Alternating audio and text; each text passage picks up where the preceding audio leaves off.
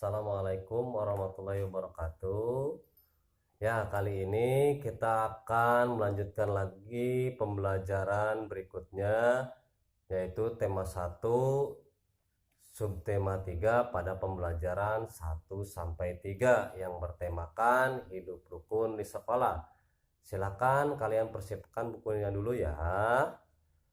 Sebelum kita mengawali pembelajaran kali ini, awali dulu dengan membaca Bismillahirrohmanirrohim.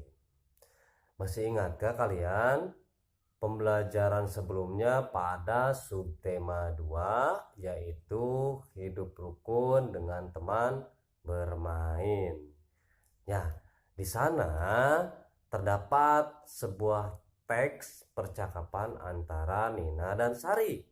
Dari percakapan tersebut ada berupa kalimat bahwa Nina membantu Sari dalam membawa bola bekel.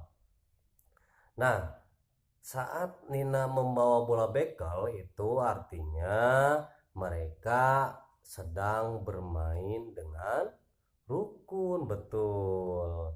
Tapi perlu diingat ya, mau main apapun, main dengan siapapun, kita harus hidup rukun.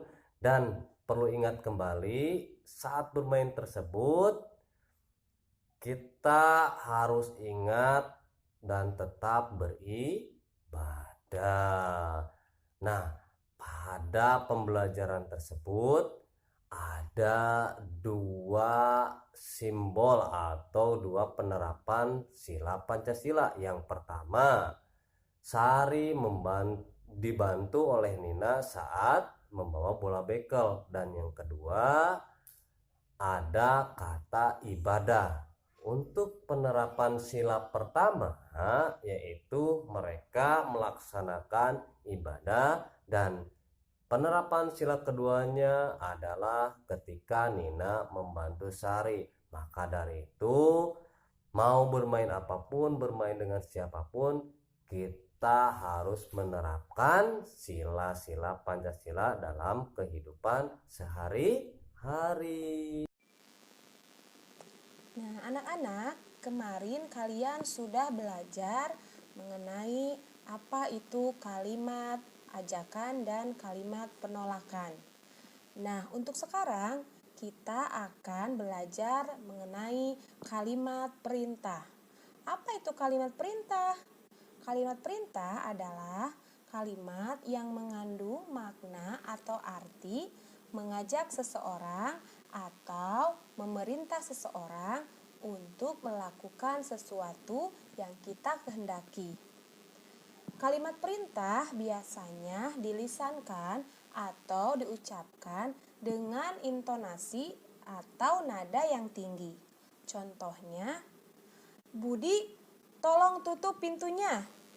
Nah, seperti itu contohnya. Nah, sekarang kalian coba lihat di buku halaman 107. Di sana ada percakapan atau bacaan tentang Nina yang akan berangkat sekolah dan dibekali makanan oleh ibunya. Nah, percakapannya, Nin, ini bekal makanmu, jangan lupa dibawa. Nanti berbagilah dengan teman-temanmu ya, jika ada yang tidak membawa. Baik, Bu. Mengapa kita harus berbagi dengan orang lain, Bu? Kata Nina. Lalu kata ibunya, berbagi dengan teman sesama itu baik, Nin. Itu berarti kita peduli dan rukun dengan sesama kita. Nah, itulah contoh percakapan antara Nina dan ibunya yang bertemakan atau tentang kalimat perintah. Nah, kita lanjutkan ya di halaman 108. Pukul 5 pagi Nina bangun. Nina langsung merapihkan tempat tidur dan bergegas melaksanakan sembahyang. Kewajiban Nina setiap pagi adalah membantu ibu di dapur. Nina membantu ibu menyiapkan sarapan pagi. Ia mengatur meja dan menyiapkan peralatan makan. Setelah semua sarapan tersedia, keluarga Nina pun melakukan sarapan pagi. Tepat pukul 6.30, Nina berpamitan kepada orang tua. Nina akan berangkat sekolah bersama-sama teman. Karena sekolah Nina dekat, maka Nina berangkat berjalan kaki. Nina selalu membawa bekal makanan dari rumah. Bekal makanan yang dibawa Nina disiapkan oleh ibu. Ibu menyuruh Nina untuk berbagi dengan teman di sekolah. Nah, itu adalah contoh teks bacaan mengenai yang bercerita tentang Nina dan ibunya. Nah, dari percakapan teks bacaan tadi, menurut kalian, manakah kalimat atau cuplikan kalimat yang merupakan kalimat perintah? Ya, betul.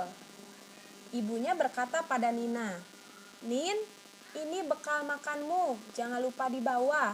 Nanti berbagilah dengan temanmu jika ada yang tidak membawa." Nah, itu contoh kalimat perintah yang diucapkan Ibu Nina kepada Nina. Sesampainya di sekolah, Nina mendengar pengumuman untuk adanya lomba membuat karya imajinatif. Nah, karya imajinatif itu apa sih? Karya imajinatif adalah karya yang dihasilkan dari khayalan seseorang terhadap suatu benda, seperti halnya lukisan, foto-foto, serta kain batik. Nah, contoh-contoh benda tadi adalah dua dimensi. Kenapa dua dimensi? Karena hanya dapat dilihat dari satu arah saja, tidak bisa dari segala arah. Nah, ada lagi benda seperti halnya patung dan juga perlengkapan rumah tangga seperti lemari, kursi, dan juga meja. Karya-karya tersebut termasuk ke dalam tiga dimensi. Kenapa? Karena dapat dilihat dari depan, belakang, samping, kanan, dan kiri, dan juga memiliki ruang dan volume atau isi, sehingga lebih terlihat nyata. Nah, itulah benda-benda 2 dan 3 dimensi. Kalian sudah tahu kan? Sekarang silakan cari contoh lainnya yang ada di rumah kalian. Nah, bagaimana? Tadi kalian sudah mempelajari mengenai membuat karya imajinatif. Sekarang, sekolah Nina akan mengadakan lomba membuat karya imajinatif. Jumlah siswa di sekolah Nina cukup banyak, yaitu laki-laki berjumlah 97 siswa dan perempuan berjumlah 113 siswa. Nah, pada pelajaran kali ini kita akan belajar menjumlahkan bilangan cacah. Untuk menjumlahkan bilangan cacah, kita akan mengurutkan dulu bilangannya ya. Untuk jumlah siswa laki-laki, kita akan mengurutkannya menggunakan tumpukan lingkaran. Satu tumpuk lingkaran di sini berisi 10 lingkaran. Jadi, untuk mengurutkan siswa laki-laki, kita membutuhkan 9 tumpuk lingkaran. Yang dihitung secara puluhan 10, 20, 30, 40, 50, 60, 70, 80, 90. Nah, kurang berapa lagi? Jumlah siswa laki-laki kan 97 orang. Jadi, sisanya yang 7 kita menggunakan lingkaran satuan. Sebanyak 7 lingkaran satuan. Nah, sekarang siswa perempuan. Untuk mengurutkan jumlah siswa perempuan, kita memerlukan 10 tumpuk lingkaran. Nah, menguraikannya yaitu dihitung secara puluhan juga.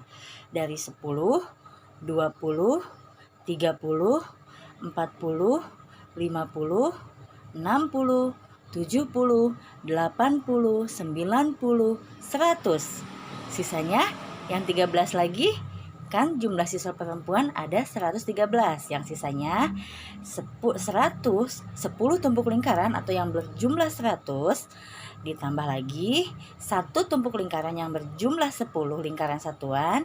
Nah, kurang berapa lagi?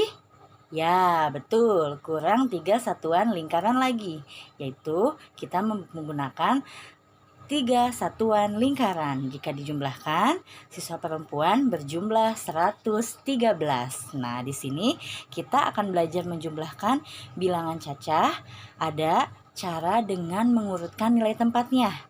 Karena tadi 97 ditambah 113, maka kita akan mengurutkan dari nilai tempatnya yang ratusan dulu, yaitu 100 ditambah 90 ditambah 10 ditambah 7 satuan ditambah 3 satuan. Maka jika dijumlahkan menjadi 210. Nah, itu cara mengurutkan sesuai nilai tempatnya dengan cara yang ke samping seperti yang terdapat di halaman 112 buku tematik tema 1. Ada juga cara yang kedua, yaitu dengan cara bersusun panjang. Dengan cara bersusun panjang sama, kita juga akan mengurutkan bilangan sesuai nilai tempatnya. Nah, tapi di sini ada langkah-langkahnya sesuai yang terdapat di halaman 112. Untuk menguraikan 97, kita menggunakan 90 ditambah 7. Kemudian untuk menguraikan yang 113 jumlah siswa perempuan, 1 ratusan ditambah 1 puluhan, yaitu 10 nanti ditulisnya, kemudian ditambah 3 satuan. Jika dijumlahkan menjadi 210. Ada juga dengan cara yang terakhir, cara bersusun pendek. Kalau cara bersusun pendek, langsung saja dijumlahkan 97 ditambah 113, hasilnya 210 siswa. Nah, banyak ya yang mengikuti lomba karya imajinatif ini di sekolah Nina.